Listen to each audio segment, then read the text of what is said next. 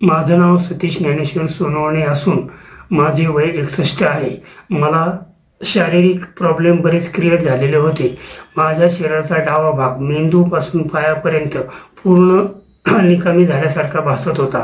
त्याचप्रमाणे जेवण करणं मुश्किल झालं होतं, कानाने ऐकू येत नव्हतं, डोळ्यांनी स्पष्ट दिसत नव्हतं, अंधुक दिसायचं आणि कमजोर कान पण कमजोर झाले होते। त्याचप्रमाणे स्नायूंचं दुखणं आणि सांध्यांचं दुखणं पण विकसित होत चाललेलं होतं। त्यामुळे मला स्वतःलाच असं वाटायचं की माझी कार्यक्षमता पूर्ण ढासळलेली आहे।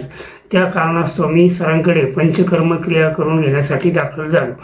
अवघ्या पहिल्या, दुसऱ्या आणि तिसऱ्या दिवशी मला असा रिझल्ट मिळाला की काढ्या ताईनीमा दिल्यानंतर माझं पोट पूर्णपणे साफ झालं आणि डायजेशन प्रक्रियेमध्ये सुधारणा झाली। त्याचप्रमाणे चावून जेवण करता येऊ लागलं, कानाचा पण ऐकायला प्रॉब्लेम निघून गेला, डोळ्यालाही स्पष्ट दिसू लागलं, जे धुसर दिसत होतं तो निघून गेलं।